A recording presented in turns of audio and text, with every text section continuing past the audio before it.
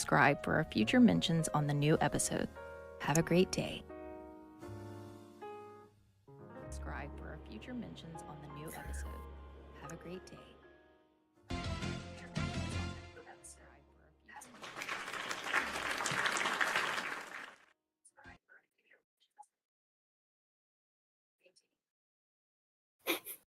Just gonna constantly do that until we start.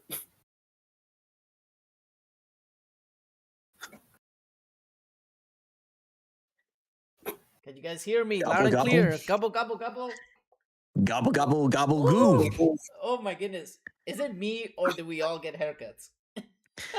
I mean, we all got trimmed up. I mean, I have mine underneath my hat. It gets wild, man. I got the 90s like hairstyle going on. Like, I'm not part of NSYNC or Backstreet Boys, but yeah, my hair is definitely doing that Hanson Brothers kind of vibe. So I got to put it up. I see Doyle here got the little fresh little aftershave and everything. Make sure like it's all trimmed up, ready to go. Dude. Yeah. Got the fullness. Took care of that funky neck beard. Got the haircut. Oh my goodness, dude. How awesome it is that we actually are in Thanksgiving. What are you guys thankful for this year? I mean, I'm thankful for my whole Reef Productions, man. You guys have been awesome. Shout out to you guys for being incredible here in the production staff. I'm going to say I'm thankful for you all, the fans, Reef Productions family, and I'm going to also end it with this. I'm thankful for God as well. So there we go. Amen to that, brother. All right. So we missed last week, unfortunately, because we had things going on. I mean, we all have lives outside of this. I mean, we try to do this as much as we can for you all. But I mean, every time we talk football, that's when it gets crazy. So I think ZDP is going to take us off here this week. So I'm going to let him take the mic for this. So get it on. Doyle, what are you thankful for, bro? We just completely skipped over you. That's an outtake. That's an outtake right here. Okay, I'm so sorry, Doyle. I'm so sorry. My mind has been everywhere. Working the day before Thanksgiving has driving me insane. So I truly apologize, Doyle. That was my bad. You're good. He's mesmerized by that beard, man. It is that cleanup, man. He's just like we gotta get a close up. We gotta get a close up on that. Just like literally zoom in. You're good. I'm thankful, like these guys were saying, for the fans, Reef Productions, and all the fun that we've been having. Thankful for my family and friends that are around me during this time. Much love, brother. That's awesome. Love you too, boo. I still feel bad. Even though I got forgotten. And we just got a new follower on Twitch, Soul Redemption. Thank you for the follow. Welcome in. Appreciate you. For you guys in the chat, what is your favorite Thanksgiving dish? What is your favorite Thanksgiving dish? That is our non-sport question of the week, the day. You know, Thanksgiving is tomorrow. Closer for some than others, but it's tomorrow. And also, if y'all want to go through and type in the chat what you're thankful for, let me go through and see it. Absolutely. Man, so we got a big week coming up. We have 3 games on Thanksgiving Day. And really good matchups. I mean, insanely. But let's do a little recap of last week. I mean, what a roller coaster of a week, right? I mean, oh my goodness. Yeah, dude. I mean, it's been 2 weeks since we did a whole podcast, and there's a lot we can go through and recap. But last week alone, this is something in the air. Teams that you would expect to win, not win. You got the Cowboys coming back down 21 points and winning the game 24-21. What are your guys' take on like, if you guys watch the game, what do we see? Like, it's just, I know it was in Dallas. Dallas is a different beast alone, but this is the best like comeback that they've had in quite some time. So to stun the Eagles, who were hot and heavy, and they were struggling, it's great to see. Sorry, Eagles fans. Fly, Eagle, fly. Is it me, or do the Chiefs and Eagles are having a really bad year? Like, both of them are not as powerful as we thought they were going to be. I mean, Chiefs are on the brink of maybe getting eliminated. I mean, it's close. They're like hey, don't give that. You always give me that look like, like, which way are they gonna go? Are they gonna go in the winning column or are they gonna do in the losing column? I mean, like you said, they're balanced right now. It's ridiculous. I mean, I don't know, man. I mean, Eagles and Chiefs. I mean, I don't think there's gonna be any hope for them to make it to the like far in the playoffs. I don't think they're gonna make it far with all the teams that are playing right now.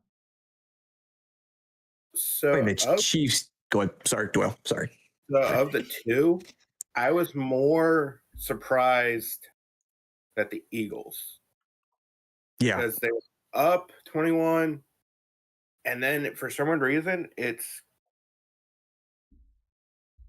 kind of been the Eagles' story.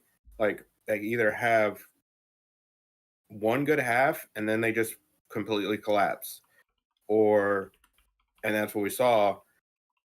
And the reason I'm not surprised by the Chiefs, I might have mixed it up earlier for talking of being which one I was surprised and not surprised about. I wasn't surprised just because if you look at the two quarterbacks, it's Daniel Jones who, yes, he has his moments, but we've also seen him have those moments to where he is not there or he's shown he's not the guy, and he let one of the few quarterbacks in the league that if you don't put him down, there's always that chance.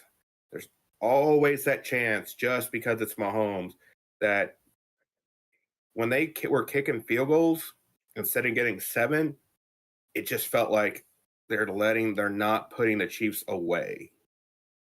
Because I know they ended a couple drives in the red zone with field goals, and if you're going to thoroughly knock the Chiefs out, you got to get those touchdowns. And so when they weren't doing it, I just felt like they were letting Mahomes stay close. And then the Eagles just went back to how we've seen them early in the year. Great half, and then the next half, we're like, what are you doing? Do you not have the killer instinct? Do you not know how to finish a game? Do you just take the gas off? And then once you try to go back, it's too late because you don't know how. So it's that almost was my take. It's almost like they fall asleep after the half. Like they literally just go to sleep and they're like, let's not play the whole rest. Where like, you know, the second half is the most important part of the game. That's what determines who's gonna win. First half, like that's where you discover your opponent. Once you figure out the first half, in the second half, that's when you actually come out in the attack and be like, okay, now we know how you guys play. Now we're actually gonna take everything serious. I always look at Hey, Lou, you need to just kind of go over to the left. You're off screen, off camera. Oh my god. Okay. Yeah. You're like talking over to Doyle's ear, like you're trying to go through and do some yin twin stuff over there. Yeah, you're gonna do some yin twins over there. How about that? I would go a little bit more over. Oh my gosh. There you go. Yep, that's the direction you want to kind of stay, brother. Yeah. So I do want to like notion on that. Obviously, when you come into a game, you have a certain game plan. Most teams, the rivals, they know of who's playing, but you have different, things you throw in from the playbook, and you make the adjustments in the second half. So the Cowboys made the adjustments.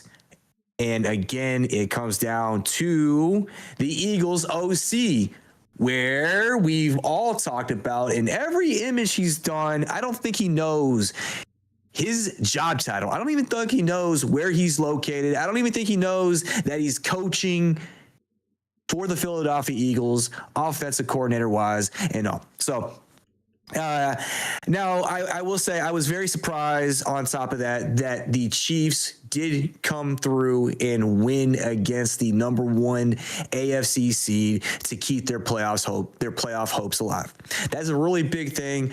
Kansas City is going to be in survival mode for the rest of the season because if they lose, most likely they're going to go through and be out. I know the AFC West is loaded with talent, loaded a lot of people there, and they'll have the most in the AFC to bring teams to the playoffs, but they cannot be the 3rd seed because that would give a chance for the AFC South, which is now becoming more competitive with Houston, turning on the burners. You have Jacksonville turning on the burners regardless. It's not because of Trevor Lawrence, the golden boy. It's the team that's around him. But the gap in the AFC South is closing. It's, you know, after the Colts losing this past week, it has really hurt them. Now, again, with the Cowboys stunning the Eagles, being down 21 points, and to win, it's more of an upset for me. And again, it was just a weird week of a lot of teams that just should have won but didn't win. Like the Bills ended up losing. All of that, it just I don't know. And Don't even talk about my team because I'm gonna get mad. I'm gonna take my glasses off and I might break them. I mean, you guys did lose 24-10. I will say Shador, all you Shador fans, pretty happy out there for, you know, those people. Shador did okay. There was a fun stat. I think, Doyle, you kind of shared about it. What was that fun stat? Like, the fun stat about that game, if people didn't realize, Shador Sanders had 11 completions. The Browns defense had 10 sacks. Jeez. So it's a lot, but I don't know if it's a like compelling stat. Like your quarterback only had one more completion than your defense had sacks. Like, does that? I don't know if that's a mandate on Shador or the Raiders just having a very bad team and the Browns took advantage like they were going to with probably the defensive player of the year on their team and Myles Garrett and just wrecking havoc. But it's kind of funny and embarrassing, but also very Brownsy. Yeah, Brownsy, very Brownsy. No, but I mean, so he's going to get the starting position or starting quarterback job for the rest of the year. We'll see how he plays out. I do want to see how Shador is going to, go in play. I think this week against the 49ers is going to be a huge test. Now, it was a kind of a cakewalk against the Raiders. The Raiders isn't as great or they are not as a great team as some of the opponents that we've played against this season. But to get 10 sacks, that is like a full season worth for some teams. So it's pretty crazy. It's pretty crazy. And then the Ravens again winning. The Ravens are now in the lead for the AFC North. Man, I did say that this playoff run would be really huge for them when Lamar Jackson came back.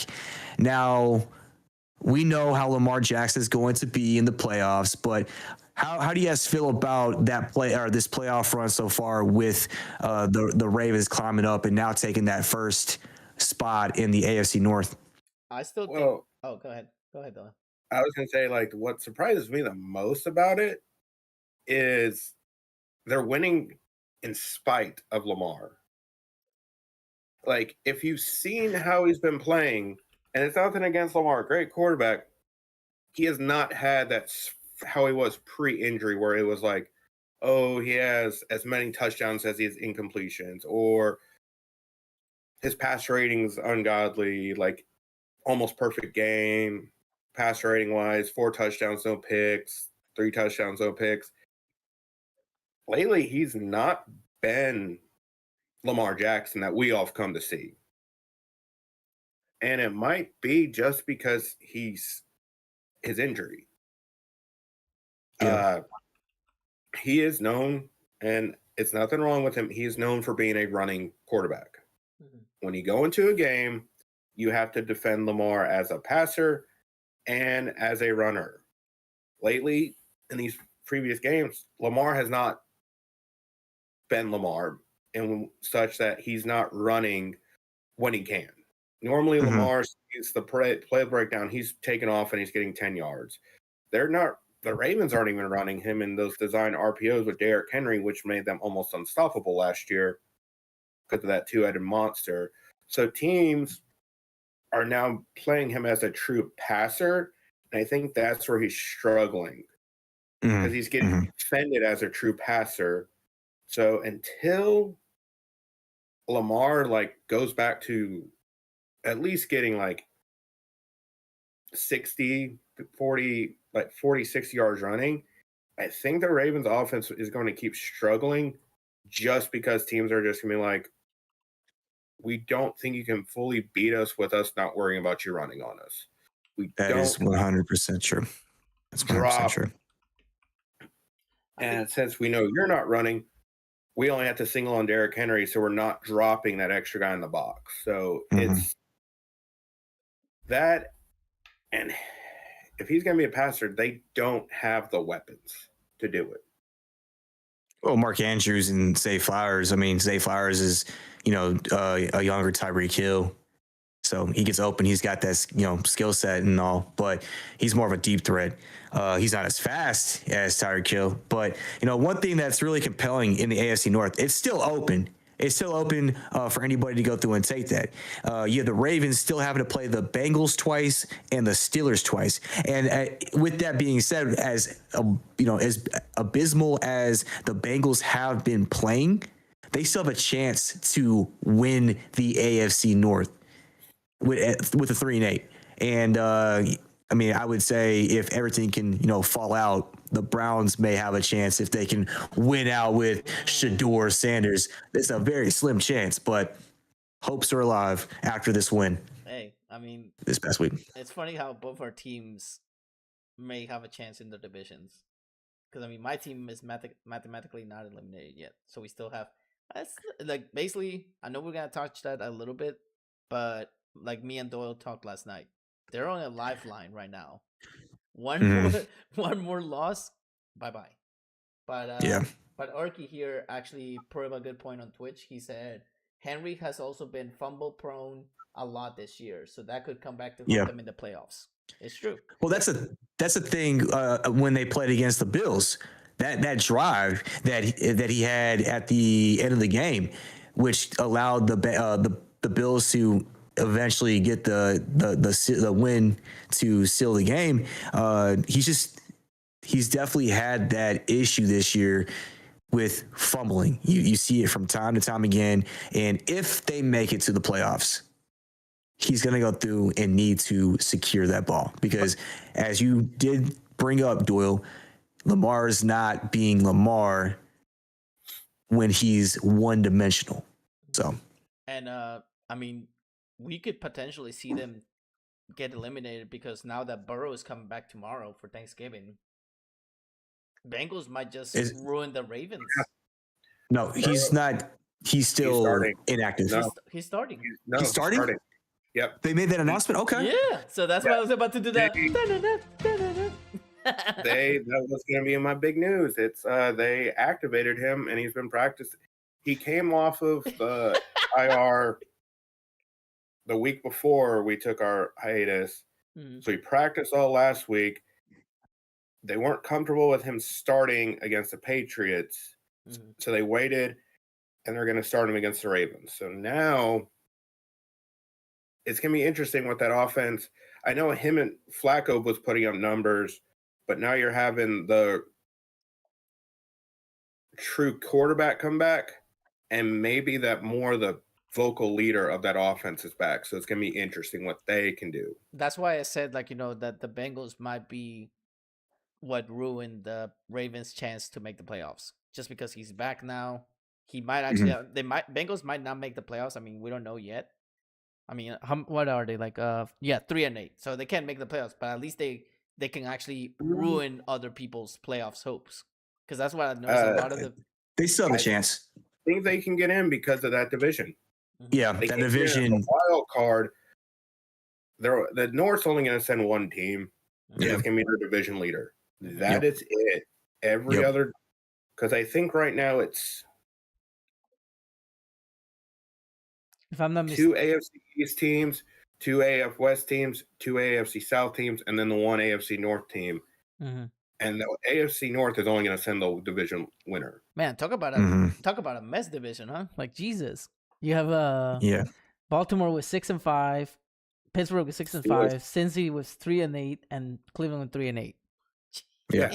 And they all, and like we were saying, like the Bengals play the Ravens twice, and the Ravens play the Steelers twice. So it's like, and then you got the Browns in there who could just, it's going to be a division that's going to limp in, and this is who you want to play if you're that 5 seed, because they're going to be the 4 seed. Mhm. Yeah. Their division's going to be the 4 seed, so every team's going to be shooting for that magical Final number spot. 1 wild card spot to draw them.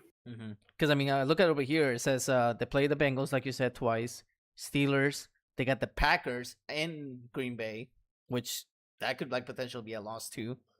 And then you got the Patriots still. So I mean, Yep. they could. I'm not trying to bash you, Ravens fans, but you could actually lose the next games. If you lose to Burrow in the next 2 games, dude, you might actually not make the playoffs. And I mean, you also look at the 6-game win streak that they've had. It's not against the best teams that opponents matter. as well. The teams that matter, basically. But it's getting them back into the race and all. So you need that stuff to get back into the race. Yeah. So those are a few reactions we had outside of the Lions and the Giants game. Oh my goodness gracious. That game went into overtime, boys.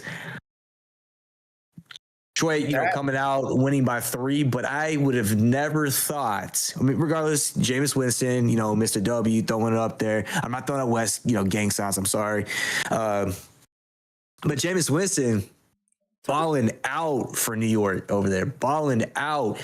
He must have did one of his, locker room speeches to go through and get, the team up and running. But what is y'all's take on that game? Can I just say that Jameis Winston is the most fun player to watch in the entire NFL? That dude literally could be a coach for a football team one day when he gets older. Because that energy he brings, the positivity, the encouragement that he does. Like, he sits down with almost every player, like, to see if they're doing well, if they're okay. Just encourage, dude. Props to that guy. If there's an award that they should give for the best all-around NFL player, I mean, not when it comes to performance, but like, all-around good person, give it to Jameis Winston, because that dude does so much for like everybody that he goes around. He did a lot for the Saints. He's doing a lot for the Giants. So props to that guy, dude. He's basically the cheerleader of the teams now. Like, he literally helps everybody out. So amazing job, Jameis. If you were watching this, please know that I love you to death, and I hope to beat you one day. My takeaway from the game is this is the Jameis Winston we all know. He is that gunslinger. He is going to be a rallier. He's going to make your team feel like they can win and be invincible when he's the good Jameis. Then you get the other side. But we also know with Jameis, there's the bad side. What he showed in that game is either New York is going to pay him to stay the backup to be Dart's mentor, because as you saw, I think after Jameis's big touchdown score, when he broke a tackle, shook someone, and did a spin move, Jackson Dart, even in like civilian clothes, was celebrating with him. So New York's having to make a business decision. Do you bring Jameis back to remain Jackson Dart's backup? Or did this show enough for one of the teams that's going to need a quarterback to call Jameis and be like, hey, you want to be a starter for us? Because there's going to be plenty of openings coming up soon. Yeah. Well, get on that hotline, that Jameis hotline, because he's going to go through and hit up all the other teams over there. So, and I mean, that's a good guy you want to bring into your locker room. So, I mean, if the Cardinals are done with Kyler Murray, do you bring him in? Well, not with Brissett. Brissett's doing pretty solid. So I think they're going to draft a quarterback. They're done with Kyler Murray. They're going to use Brissett as a bridge quarterback. So, I mean, he's a solid, in between everywhere he's been. Yeah. He's been pretty solid. So, but he's not a starting quarterback. Yeah. Or do you if you're Miami, do you make him your bridge quarterback? Because if you're done with Tua, do you concussion Tua?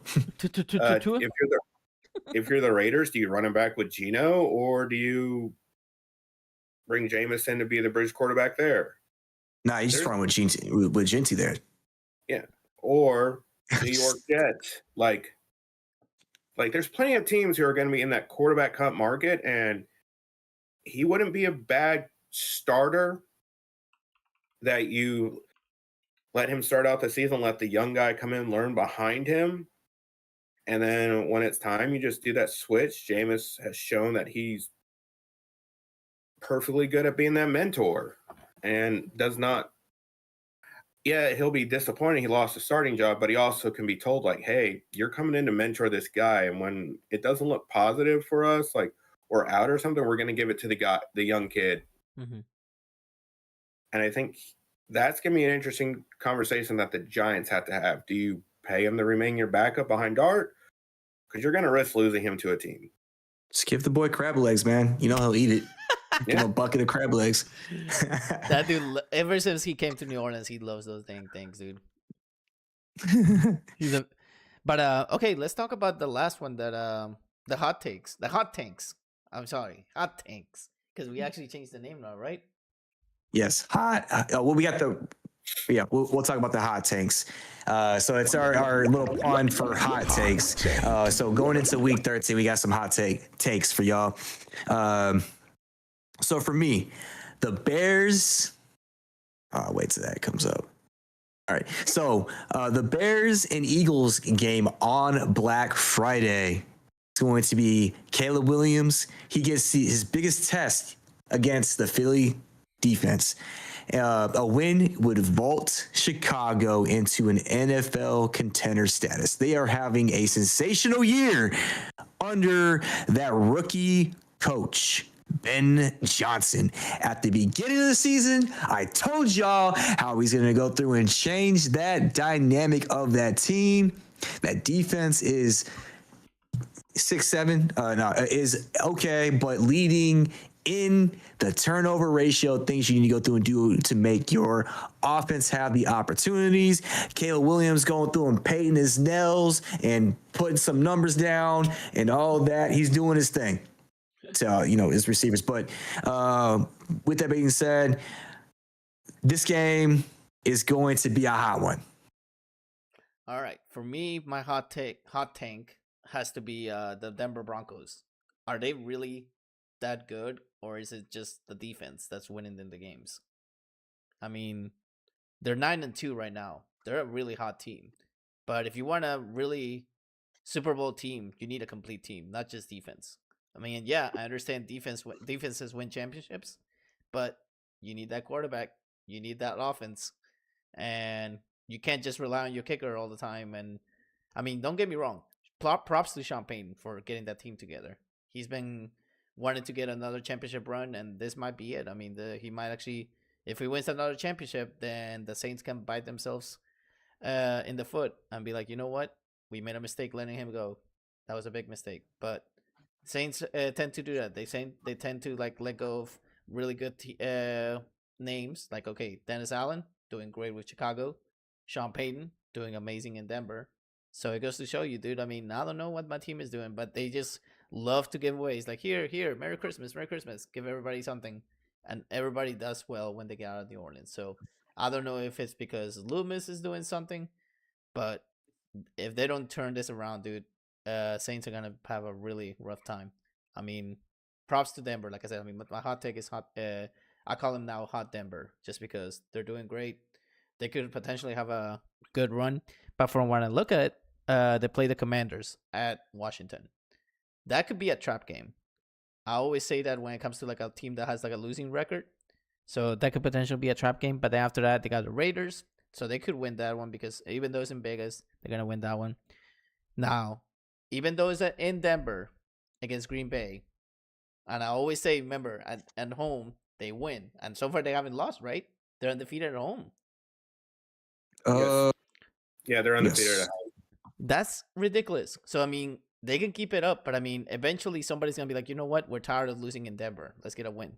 So I got a feeling that Green Bay might actually beat them when it comes. But I mean, of course, I'm going to pull my Denver because they're playing at home. I always do that. That's a little by 10. Yep, exactly. By 10.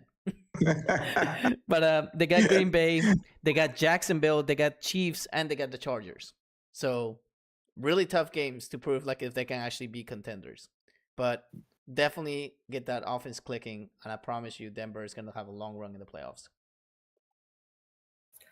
All right. So my hot take, and don't come after me, Indianapolis Colts fans. The Colts, after this loss, might miss the playoffs. Ooh, wow. And the only reason Exactly. That's how I feel right now. What? the reason I'm saying that is now that they lost to the Chiefs, I think they do own the tiebreaker against the Chargers. But they lost that tiebreaker to the Chiefs. And if you look at their remaining schedule, they go Houston, Jacksonville, Seattle, 49ers, back against Houston, and I think they finished with Jacksonville, or it's the opposite. They're finishing Houston. I think they finish against Houston. Mm-hmm. So 4 of their next 6 games are divisional opponents, with the Jaguars being only 1 game out of first place and the Texans being only 2 games out of first place. They might possibly miss just because of how their schedule ends. Because I think of any team that's fighting for their playoff hopes, they have the hardest schedule remaining. They don't have a losing team record. They play the number 1 defense close, 1 or 2, I think twice with Houston, with them being interchangeable with Denver's defense twice. They get the Jaguars twice, and then they get the Niners and that high-powered Seahawk. So, and it's not like they're all going to be close games, but I mean, with how everyone else's schedule wraps up, they might get in, but they might have to sneak in as a wild card, or they're going to come in battle tested. So they're on a very slippery slope with losing that game to the Chiefs, where you would like to be able to put the Chiefs closer out of their place and have the Chiefs possibly play spoiler. You gave life to the Chiefs, so it might come back and bite them in the butt with them not having the tiebreaker just because of how their schedule ends. And it's also going to be like, does Daniel Jones go back to Daniel Jones? Because what the Chiefs showed, if you make Daniel Jones beat you, he might not be able to do it. And that's what the Texans and Jaguars saw, and that's what they're going to try and do. So it's just going to be interesting what they do. Yeah, I agree with you. And the Texans are red hot right now. Davis Mills, he's doing a great job filling in for CJ Stroud. Stroud comes back this week. Oh. They are talking about he's still on concussion protocol, but he may be back. They're still going to make the announcement for it. So we'll see later this week whether or not it is Davis Mills or CJ Stroud. Because Davis Mills is definitely having the hot hand right now. He's doing what he did before CJ Stroud did take over for the franchise quarterback of that franchise. So we'll see what happens. But that is a huge hot take that the Colts will be missing the playoffs. That is a bold one. I like that a lot. Do you have any key injuries and updates? What were you going to say, for this upcoming? Oh, I was going to say, we're starting to see that dramatic effect of the NFL now. This is actually where it actually matters. Because drama. Exactly. Just drama. Nothing but drama. I mean, even Latino drama, bro. We're going to see, all teams fight each other. Literally, fighting. What? Huh? That's what I mean. Most teams will always say, this is actually when the football season starts. Yeah. Late November is when all teams just want to have that shot. Mm-hmm. Just be close to getting into the dance. This is when you want to play your best football. What is that saying they say? This is war? Yeah. What is it good for? Absolutely nothing. So Rival Lobster here says, will we ever see the Browns be a Super Bowl contender, or will they be a bottom feeder?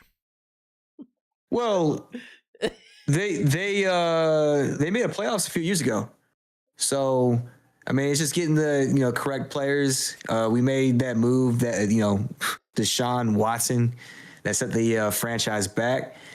So right now we're in a whole rebuild mode, like we've been doing for the past 4 years now. So 3 years. So we'll see what happens. Right now we are the bottom feeders, and I will say so. Hey, we're in rebuild too, and I don't think it's gonna happen anytime soon. I think that's gonna be my final splash. I'm gonna be talking about my team. That's gonna be my final splash, but I'll leave that for that. But for Super Bowl, that's I don't even take that. The first step is getting to the playoffs. Getting to the playoffs is the first step. So we'll see what happens. It's not happening this year. All right, so let's go ahead and talk about key matchups. Are you guys ready for some key matchups? Well, I didn't know if we have any news and updates. Yeah. Oh yeah, for Doyle. What you got? So, as we just said, Joe Burrow's back. Before we came on, we were talking that Josh Allen showed up on the injury report. But we have to remember, the NFL has a rule. If the guy does not do a full practice, he has to go on the injury report because it's a limited practice. So Josh Allen could be just dealing with something small, and he didn't take full team reps. He has to show up on the injury report for something. So Bill fans, calm down. Your Superman quarterback is still possible to play. He just had to show up because he did not have a full practice because of the NFL rules. So we just need to remember that when you're seeing all the injury reports, that if a player does not have a full practice, he has to be listed as limited for some reason. What do they call their friends? The Bills Mafia? Bills Mafia. So don't need to put a hit on anyone. Just calm down, Bills Mafia. Just go through and hit up Doyle for some poker. He'll play some rounds with you. Yeah. I got the friends behind me. They're all looking up over. Hey, we all play poker after this every time, so. It's the after party. All right. Close it to me. So no after party. And the whole thing about Joe Burrow that we mentioned earlier, that's just crazy.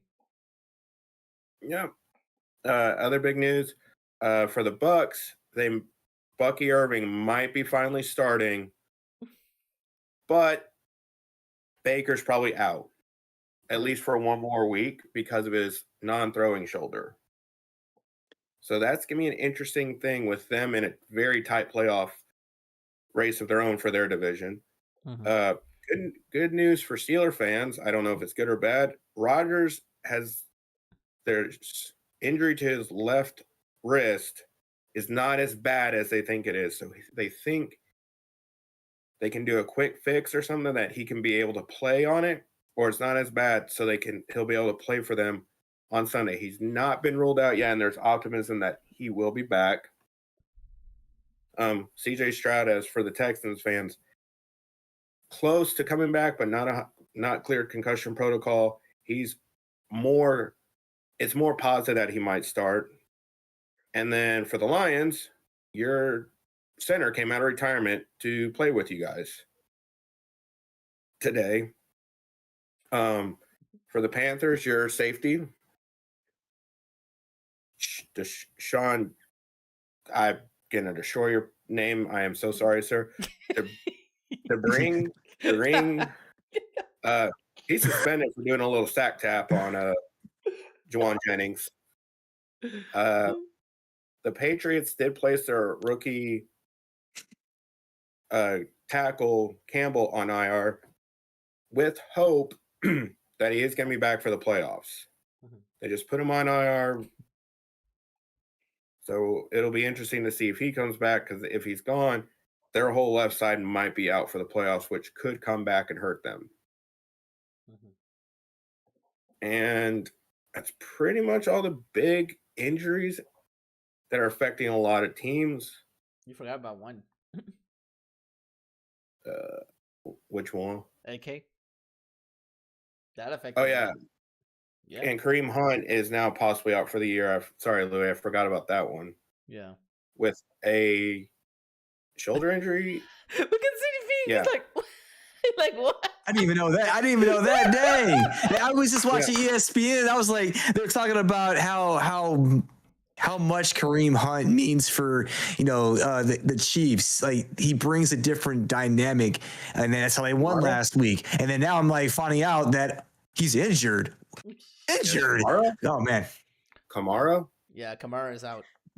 Yeah, Kamara. Yep, Kamara's out. Yeah. That's. I got a feeling that he's gonna be out for the rest of the year. No questions asked. Yeah, he got old man knees. So I mean, there's a lot of injuries to key players coming down to this wire. Mm-hmm. So it's gonna be real interesting going into these upcoming games. Oh boy, I got one. Buckle up, y'all, because the Browns got their 45th starting quarterback in Shedeur Sanders for the rest of the year. You're going to go through and see how he's really going to go through and play out this week against the 49ers, going through and throwing 5 intentional grounding calls, throwing 3 interceptions, and taking 12 sacks. Prove me wrong. Shedeur, if you're watching this, prove me wrong. Dude, he might prove you wrong. He might actually be like, wait a minute. Oh, changed my mind. He just pulled the change my mind. Yeah, he might only take 9 sacks. Yeah, I'm going to see how you're going to do. All right. All right. Are we ready for the big matchups that we have? Oh, my goodness. Let's get to those matchups. We got the Packers and the Lions, my dudes.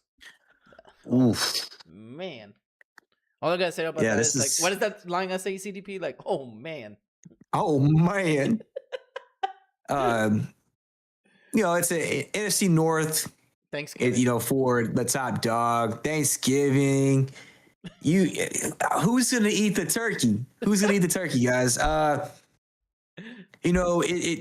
Packers are doing Packer things. The Lions, almost lost to the Giants this past week. But they can finish a game. They were struggling. That's the thing. They can finish a game. Yeah. I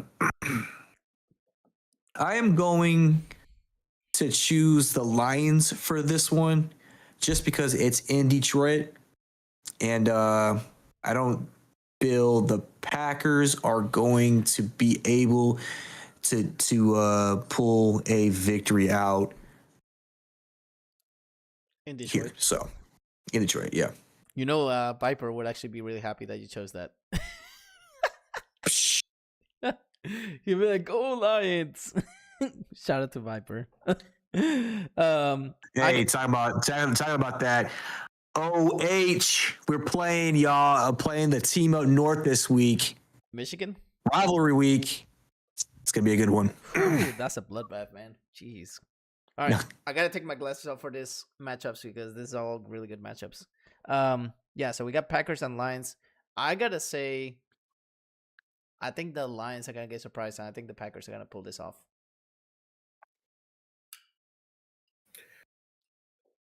Don't be surprised with that.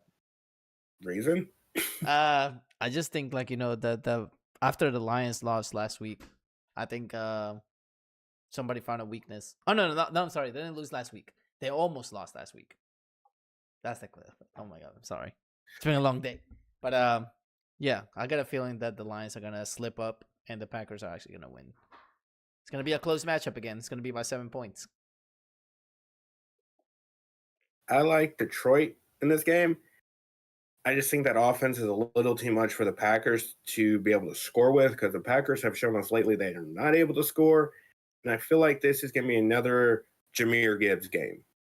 He's going to have a breakout game like he did against the Giants last week where they're just going to ride him or the Packers are going to sell out and stop him. You're going to see St. Brown,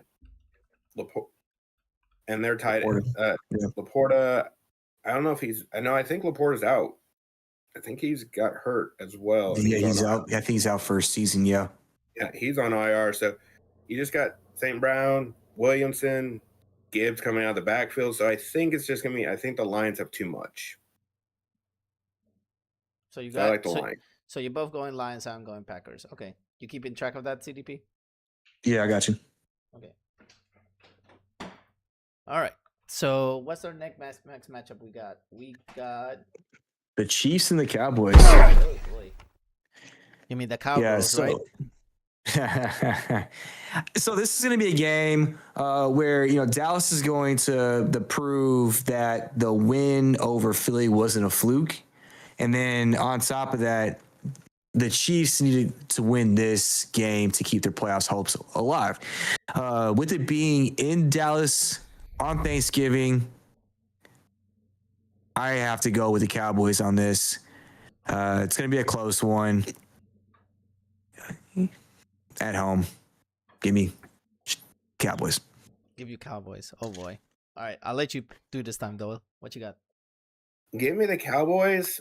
The Chiefs have not. Yes, they look scary sometimes, but man, they are such a bad team on the road this year. They're like 1-4. Yes, Mahomes might tear up that bad Cowboys defense and remind us why he is Mahomes, but both teams fighting for the playoff lives. I just don't think Kansas City can score with the Cowboys this game. I think the Cowboys have shown if they show up and show out, they will be able to put up points. And I don't for sure know if Kansas City can do it. We've seen them be able to do it, but I don't know if they'll be able to do it this week. So it's with them not having a running game, and the Cowboys might trust them to be able to beat the running game with their front seven, maybe, and just play more coverage, and make Mahomes throw into a tighter window. So I just like the Cowboys in this game. Man, so I'm going two opposite teams from y'all twice already. So I'm picking the Chiefs on this. Reason why is because when the Chiefs are under pressure and they're about to get eliminated from the playoffs, for some reason they put their Jets together and they come back and literally be like the team that we always known. So that's my personal opinion. I think the Chiefs are gonna do the quick run to the playoffs, and they're gonna make the playoffs. Somehow they're gonna make the playoffs, but I don't see them going further in the playoffs. Like I don't see them going to the AFC Championship. Okay. All right. So we had our next one, another hot one, an AFC North matchup for playoff positioning. The Bengals versus the Ravens. I know the Ravens have a hot hand, but I feel like with Joe Burrow coming back, you're going to go through and see a difference. The Bengals are going to make this playoff push. I think the Bengals are going to win this game to help even out or make the race in the AFC North more of a tight race. But it's going to be a close one. I think the Bengals are going to win as well, just because they're probably going to be here to ruin the party for the Ravens. And I think that's what they're going to do most of the games coming up. Especially, if Burrow stays healthy and he doesn't get hurt again, they might actually ruin the playoffs chances of the Ravens. So, Bengals by 3. I as well like the Bengals in this game, and I'm taking it because Lamar has not looked like Lamar. If Lamar had put together past 2 games of him showing 4 touchdowns, no picks, or 3 touchdowns, no picks, like being the Lamar Jackson we all know, I would have picked the Ravens. But I like Cincy. Joe Burrow's going to come out, and he's going to light up that Ravens defense, which has looked better. But they've also looked better against not so strong offenses. So if the Ravens have to rely on that offense to get going, even though the Bengals have a very bad defense, I don't know if the Ravens can score as quick or as much as the Bengals can, because with Burrow coming back, him and Chase have that LSU connection. They'll be able to hit strikes as quick as possible. So it's going to be interesting. The Ravens can score with them, but I just don't like how the offense looks for the Ravens. So give me the Bengals. Let's go. And to answer Retro Lionheart's question, I don't think there's a team that has a gator as a mascot on NFL, right? We have the Florida Gators from college, but we don't have a actual professional team that has a gator. Unless I'll look that up real quick. We don't. I don't think there is, but it would be more. I would think. Yeah, I don't. I would think it would be more like no Florida team has it. Yeah. no coast team has it, and if it would be anything, it'd be a Florida team, and they don't have it. So there is no Gator in NFL. It could be if the Saints change their name, because I mean we do live in the Bayou and they have a lot of Gators. So Maybe. the New Orleans Gators. But oh my goodness. no, there's no NFL team because the only there isn't. few teams that would have it would be our nose. Mm-hmm. Yeah. All right, we go looking at Black Friday matchup: the Bears and Eagles. Ooh, this one is a hot one. I'll let you take it from in, my CDP. hot take. Okay. You know, it says a lot. The Eagles, inconsistent. Are they going to be able to go through and finish again? Saquon Barkley, who is having the Madden curse. He's got some lingering injuries from the year. The Bears are a hot team, winning some great games in some close ones and all. But this one's definitely going to be for playoff positioning. And, what team are we going to go through and see from both? I'm going to go with the Bears on this one. The Bears. The Bears. I'll let you do this one, Doyle. Give me the Bears. The Bears. I say the Bears. I just don't trust. I do not trust Philly. They are too inconsistent. Their offensive coordinator is probably somewhere else right now. He might have missed the plane, or even if the game's in Philly, he might show up at the wrong stadium. He might go to a hockey game or wherever else halfway through the game, or show up late. Hey, they might lost. They might show up late because they're actually having so much Thanksgiving turkey, bro. He might. They're looking for the Cyber Monday sales. What are you talking about? Go ahead. I just think they're going to show, for some weird reason, AJ Brown's going to be right again about this offense. They are probably going to show out, and then everyone's like, "Oh, look, and then you're going to see them fall again." So I just like how the Bears offense has been playing. Give me the Bears offense, because I just think the Eagles offense is going to let them down, and that defense will not be able to hold up again. So the Bears. The Bears. I'm gonna go with. Oh my gosh, this is tricky because both teams are 8-3, but one of them does not look like an 8-3, and we all agree with the Eagles. They're done. They don't look complete. They're a whole different team on the second half. So give me the Bears because they're solid. I mean, they have a good team. They're on the rise, and like you said, CDP, that coach is phenomenal for a rookie. He's doing a great job with the team. So give me the Bears by 10 points on this one. It's not in Denver. It might be another team that we've done 10 points.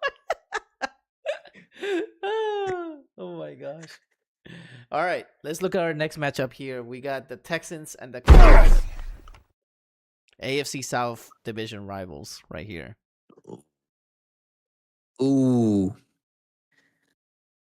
this is the hot one. I mean, it's basically for control of the AFC South. Basically, I mean, the Colts struggled last week. The Texans are hot. They have the number one defense. I feel the Texans are going to go through and test Daniel Jones to prove that he can throw against them. But the Colts are going to need to lean on Jonathan Taylor for them to go through and win this game. But with that being said, I'm going to go and stick with Texas on this one. Houston Texans for me by 7. Did you see that? I think we did talk about it because my mind's a little fuzzy right now. Daniel Jones is questionable for this game. Yeah, we didn't talk about that. So apparently, on the injury report, it shows that he's questionable for this game. You can't, like I said, with the NFL rules, if he doesn't do a practice or he sits out, he's got to show up on the injury report. Well, I mean, it says lower leg. So we'll see, but I just know, like, if they gave him the day off, you have to list him on the injury report, even if it's like weird. Mm-hmm. If he isn't participating in practice, he's got to show up. So I know they might be saying it's a lower leg injury. He might have cramped up or he might have sprained something, but I haven't heard anything yet about him. But all that being said, I think the Texans are going to win. I think the Texans are going to force Indianapolis into a one-dimensional team, take Jonathan Taylor away, and say, Daniel Jones, beat us with your arm. And I think Texans secondary's way too good to let it happen. So I like the Houston Texans coming after them with that vaunted defensive line and stopping Jonathan Taylor. Ooh, that's a good one. That's actually a really strong statement. I'm going with the Colts on this one. I'm still think last game that they actually lost, I think it was a hiccup game. Like one of those games that basically you have a hiccup and then you're going to continue. I think Daniel Jones is going to come back to his top shape that he's been. I think that offense is still powerful and that offensive line is great. So as long as they protect, don't get me wrong. Texas does have the number one defense, but if they actually are able to stop that defensive line, then they can go far. Just control the ball. Basically, don't let Texans have the ball as much time when it comes to that. So with that being said, I think Colts are going to win this one at home. All right. We have another compelling matchup. You have the Rams versus the Panthers. The Rams are trying to keep their best record in the NFC. And then you have a Panthers team that was able to get 3 turnovers from the defense. The defense was able to get 3 turnovers last week, and they've looked different. The Panthers look different, but the offense has been somewhat of a lackluster when it comes to that. What do you guys think on this game? I think the Panthers are gonna get destroyed. No offense. I think the Rams are way too much for them. Stafford is just pulling amazing stats.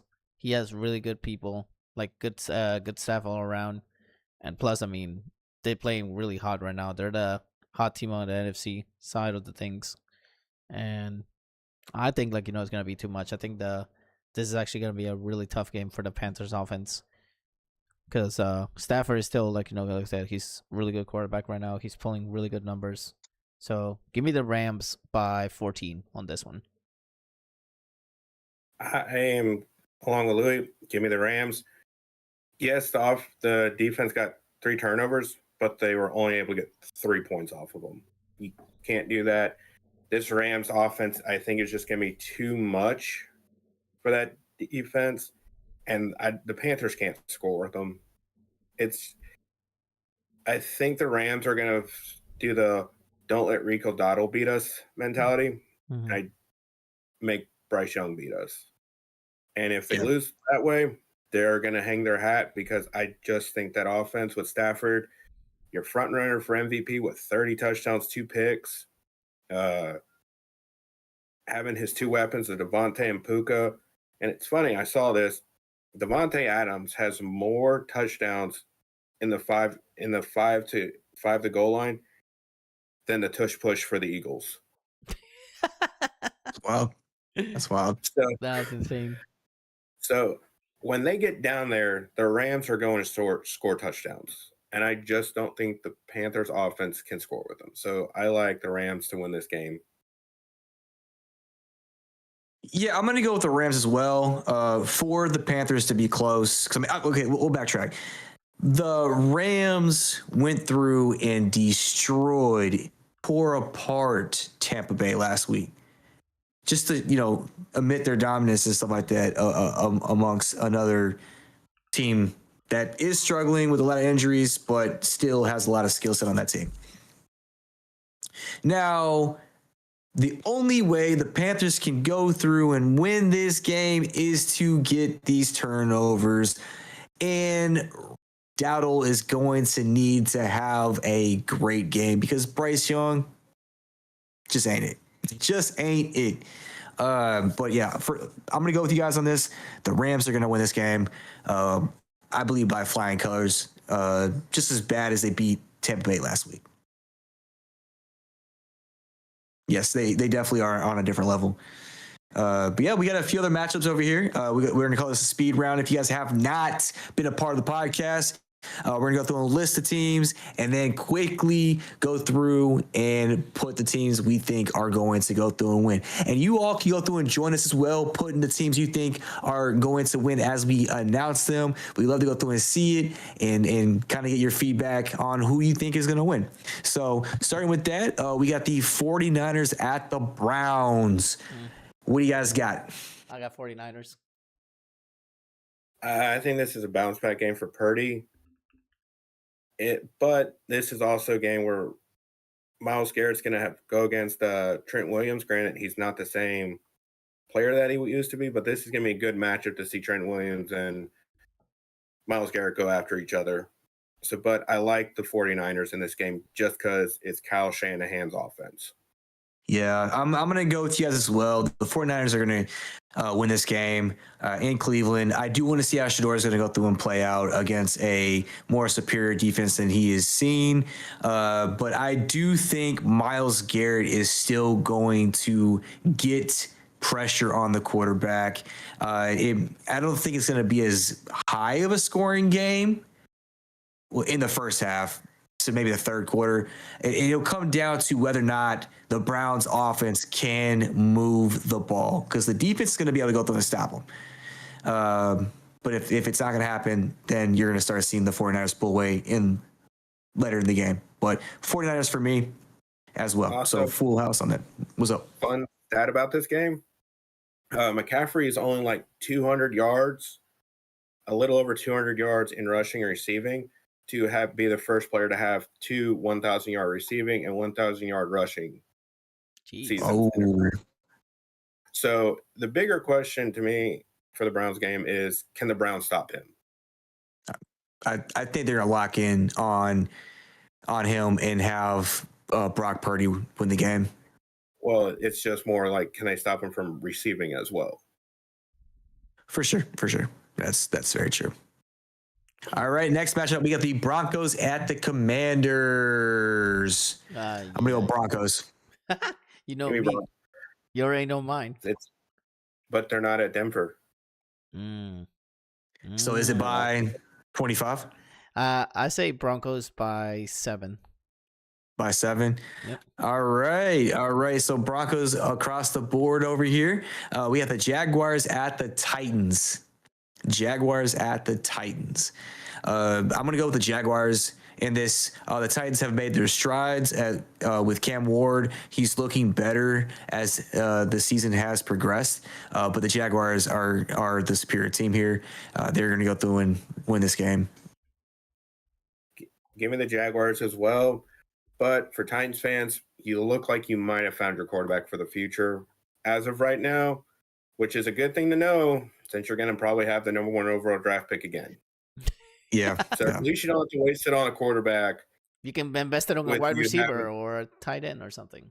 Or trade it away and get more picks. Do something, but at least you found your quarterback for the future. Go for defense. Yeah, go for the Texas A&M defensive player. Dude. Yeah, go for that or just trade it away and get more picks. But at least you have your quarterback for the future. Amen. All right. What else you got, ZDP? All right. We got the Saints at the Dolphins. You want me to start with this? Go ahead. Dolphins. Okay. Yep. That's my That's just quick. Straight Dolphins. I just don't think the Saints are going to be able to score with them. Achane and Waddle are probably going to have a big game against the Saints. I'm gonna go with the Saints in this one. What? I'm gonna go with the Saints in this one. Wait a minute.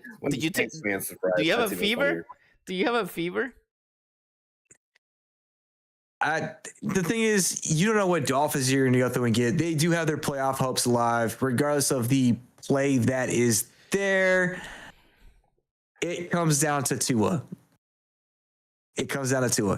And but you're playing one of the worst teams in the NFL right now. Yes, one of the worst teams in the NFL right now. I get that. But I feel Shuck has made some strides. And this is going to be another growing game for him. The Dolphins' defense is not as great. And I feel like Olave is going to have a game against the Dolphins secondary. But it's going to be a high-scoring game. It's probably going to be the highest-scoring game of the week. Well, the Dolphins are coming off a bye, so it's going to be interesting how that happens. And I think this more is a game of H-An for the offense. If Tua can't do it, he'll just do small checkdowns to him and see if the Saints can stop him running. So it's going to be a good game. But I just like the. Yeah. All right, we got the Falcons at the Jets. Which Falcons? I'm gonna go with the Falcons. I'm gonna go with the Falcons. I mean, it's the Jets we're talking about. I think the Jets are more of a It's hard to pick Yeah, because the Falcons are not playing at home; they're playing at the Jets. And you said something about the Falcons playing at home during another level. Yeah, I'm going with the Falcons because they are playing the Jets. So I'm picking the Falcons mainly because they're playing the Jets, who, in a lot of people's opinion, are one of the bottom 3 teams in the NFL. Yeah. With the Saints being there too, but and the Raiders and the Titans all in that fun and yeah, that whole little smorgasbord of Jets. Who wants the number 1 overall pick, but give me the Falcons just because it's the Jets. I don't know, man. I'm joking. Falcons all the way. Okay, let's go. All right. I can't believe you said the Falcons, man. As much as you dislike the Falcons. All right, let's get to the next one. The Cardinals at the Buccaneers. Ooh, so with Baker being probable, I think that is going to be the biggest thing here. Teddy Bridgewater is not what he used to be. With Bucky Irving coming back from injury, that would help out. But with Brissett having solid past few games, I'm gonna have to go with the Cardinals on this one. It's tough to choose, but I mean, I think the Bucks are gonna pull it off. I think that, I mean, as much as Baker has a big impact as a quarterback, I mean, I still think Tampa Bay might win. So give me Tampa on this one. Just give me the Cardinals. I just trust Brissett over Bridgewater. Because, I mean, their defenses are kind of sort of equal. Mm-hmm. So this could be an interesting game. Maybe Michael Wilson goes crazy again like he did that one week and set a record for more completions or receptions or whatnot. All right, next one we got is the Vikings at the Seahawks. I'm going to go with the Seahawks. Having a sensational year, regardless of, a few losing to the Rams 2 weeks ago. But I think they're the more superior team towards the Vikings, having just a better all-around team. Seahawks all the way. Seahawks in a Sam Darnold revenge game. Ooh. Yeah. I like that. Yeah. All right. Next one we got is the Bills at the Steelers. Hey. Give me the Bills Mafia. Bills Mafia. Yep. Okay. Give me the Bills just because they have Josh Allen and he might be facing Mason Rudolph with Rodgers maybe or might not missing this. And Rodgers is still on a broken or fractured wrist, which if even he gets hit, that's going to be immense pain and it might knock him out of the game within the first quarter. I mean, yeah.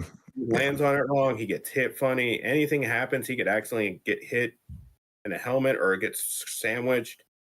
Then it's Mason Rudolph, and I trust Josh Allen over both of them right now. So give me Josh Allen and the Bills.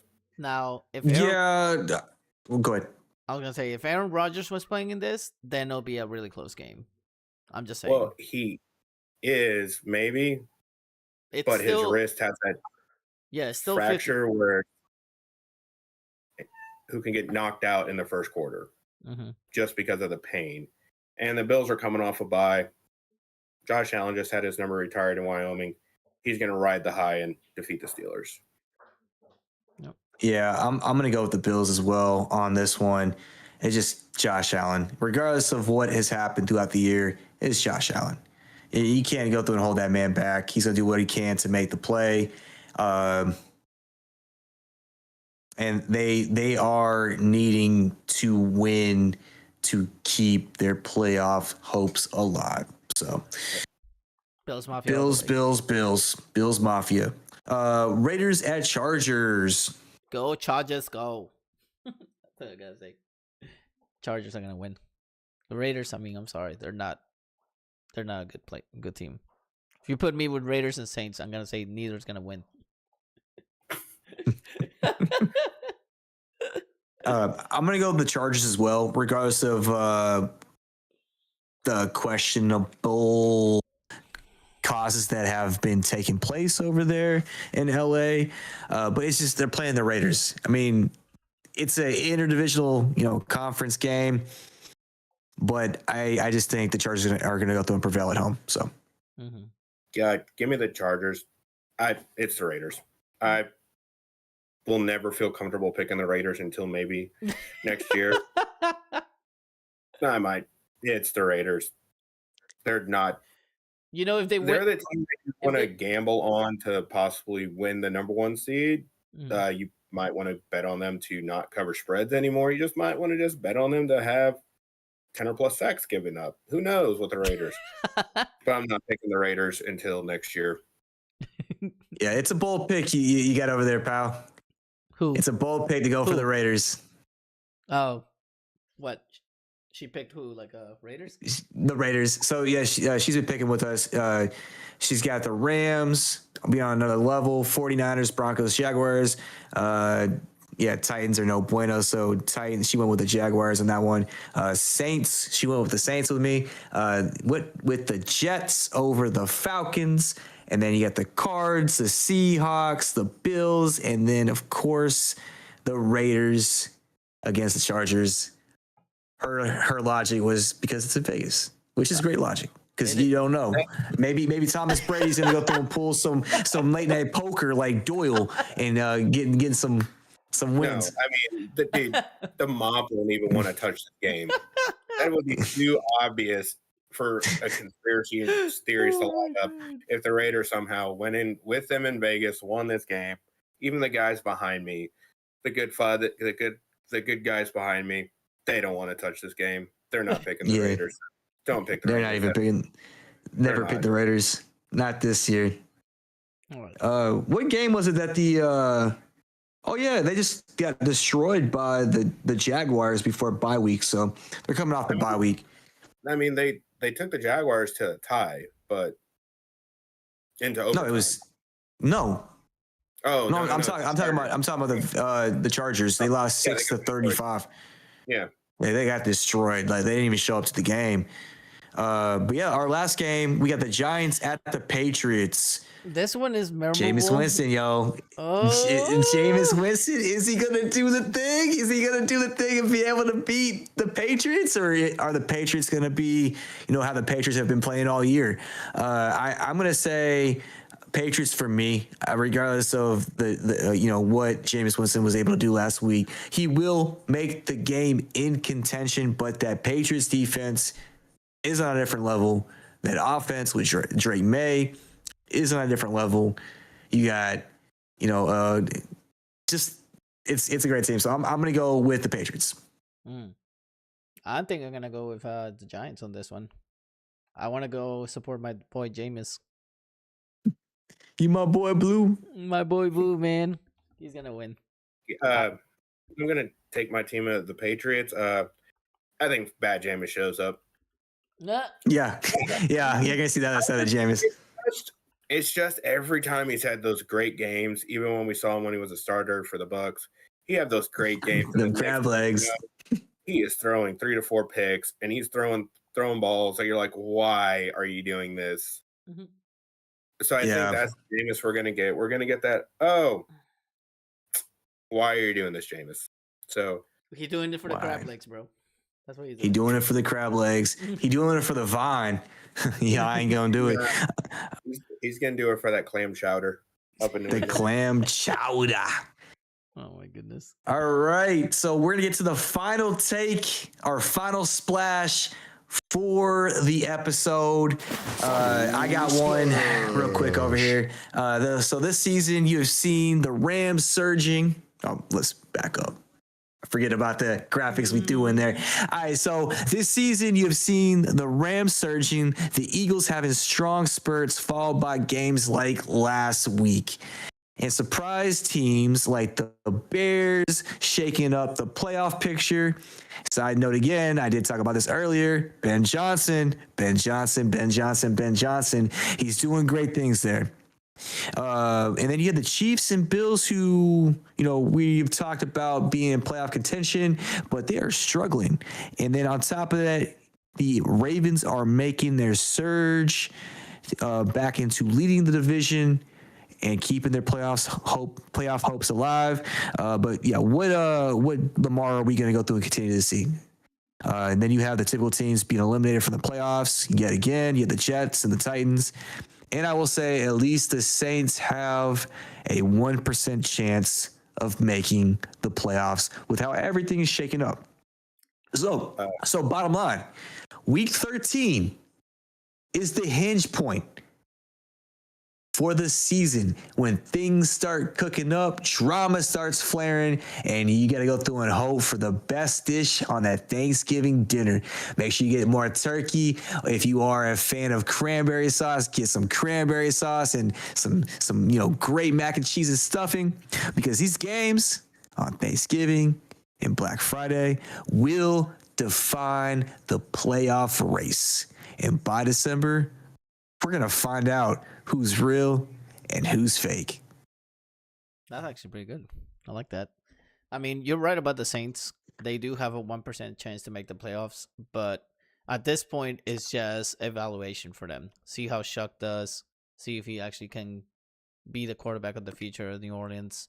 My prediction is that Kellen Moore is building a lot of draft picks. He's getting a lot of draft picks. And why is he doing that? Because I got a feeling he's going to ride with Shuck. I think like he's going to Rattler get traded or something. And he's going to train Shuck to actually be a contender because he, like you said, CDP, I mean, he showed progress when it comes, but I mean, he's still not NFL contending level.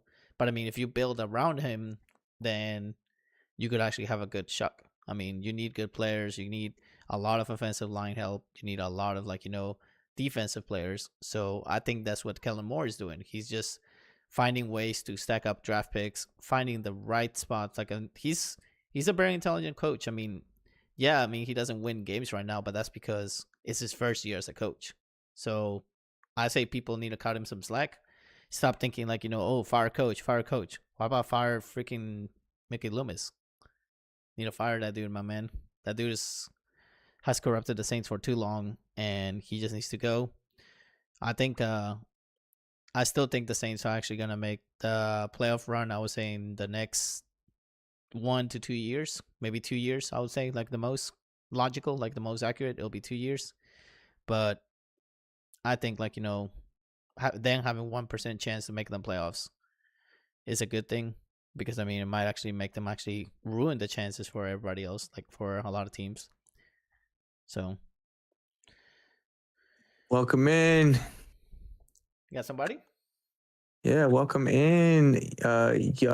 Yakiru. I'm sorry if I'm mispronouncing that. Got Yukitero in the chat. Welcome in.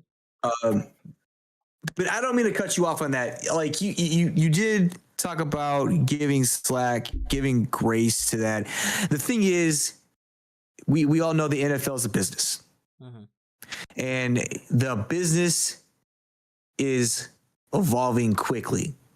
And so there isn't much grace unless you have a plan of execution as a coach.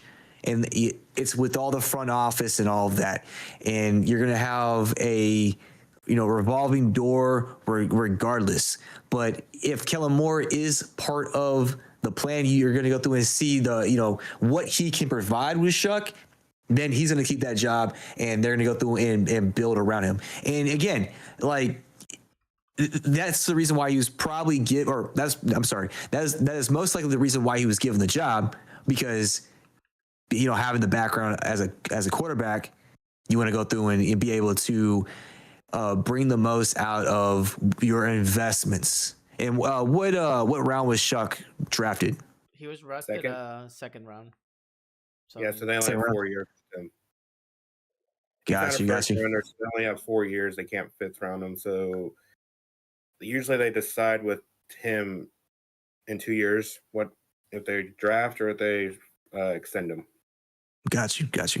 But I mean, that's the biggest thing. Like, if you're not part of the plan, because you have Gerard Mayo, he got kicked after the first year, and they picked up the coach that's there now. And then you have the Jets head coach, Salah, who was great at defense, a defensive mind coach, and he has some success, but got fired after year one. So the thing is, when you have certain programs, certain franchises that are wanting to have a win it all mentality, they're going to go through and get the next person who can go through and do the job. So we'll see what happens. Sky's the limit. If he can go through and get that progression plan for the team, the franchise, then I can see that being given grace to. So, all right, who you got, Doyle? What is your final tank? So for my final splash. I'm sorry. Final splash. Final verdict is, like ZDP was saying, this week is going to just tell us how many teams go in live support and how many teams have to win out to stay in the playoffs. Chiefs are one of those teams. They lose, they're now basically on very thin ice. And then it comes down to what most teams don't want, taking their playoff hopes out of their hands. You never want to go into a game with needing you to win, team to lose, this team to lose, this team to lose, this team to win. So a lot of these teams this week starts that keep your playoff hopes alive in your hands. We're going to see a lot of great games. A lot of questions are going to be answered about future of teams, and we'll slowly see if players are done with coaches and if that starts the firing carousel the first time after next week, because I don't see us seeing any more coaches getting fired until the season ends. I think they're just going to ride it out with this last month, because it'd be pointless to fire a coach now. Just let him finish out the year, then fire him. But all in all, we're going to see a lot of great games and make December a great football month for us.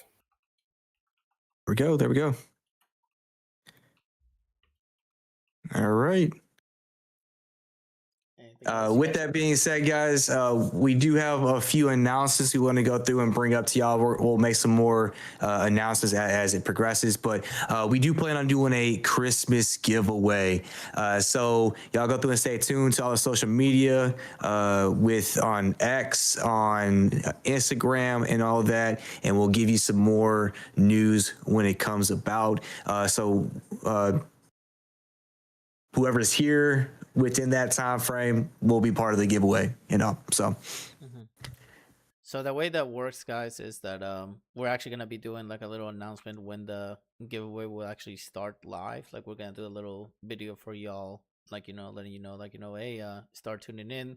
I mean, it's great, to give back to you guys, because you guys have been supporting the podcast for quite a while. This sports segment that we just started this year is only the rookie year, I would say. This is our rookie year with the NFL SportsCast, and it's been great. I mean, we've been having like a couple of good people come in, support us, and this is a way of thanking you guys for giving us the time to actually give you NFL insiders. So with that, I mean, I want to say happy Thanksgiving to everybody. I know, some people don't celebrate it, but hey, be thankful that you have an amazing life. Be thankful for having like great people around you, and be thankful for everything that comes to your life, because I mean we should be always thankful for everything we have. I mean, there's people that are struggling right now, going through a lot, and we want to be appreciative of everything we have. Like, don't take that for granted. Yeah. There's a lot of things out there that, as you said, just got to be thankful for it. And if you see somebody in need, do your best to, help out where you can. Because, I mean, this is one of the most difficult time of the year. And, I mean, we're getting into, Christmas time where, some people may not have it as great. And there's certain things that take place from, loneliness and all that. We won't really get too much into that, but I'm sure y'all can get where I'm getting to. So just, show kindness, show love and all that. And you need to be an ear to hear, lend somebody an ear. And, maybe that will change someone's outlook to know that, you could be the reason why someone sees greatness in this world still. Because we know there's a lot of crazy things out there. And, so I'm going to, what's up? Oh, I was gonna say, I do want to say that keep an eye, guys, on the Reef Productions YouTube channel, because we'll be doing a little message for you guys that's gonna be scheduled to come out by tomorrow. I mean, it's like a little message that we decided to do for y'all for being here and everything. So just keep notifications turned on for that. All right. And are we ending it out? Hey, you know the thing. You know how to do it. So. All right. Hey, guys, I want to go through and say thank you to my members over here, my crew members as a team and all that for being here, making this thing what it is. I want to say thank you for part of the Reef Productions cast, being part of here, and everybody going through and being on the live segment. With that being said, go through and share with your friends. Make sure you go through and like, subscribe, all that on all of our social media platform. And then just show some love. Tell them what we're about and all that. And like I said, we have that giveaway coming up, and stay tuned towards that. Korean Heart, God loves you. We are out.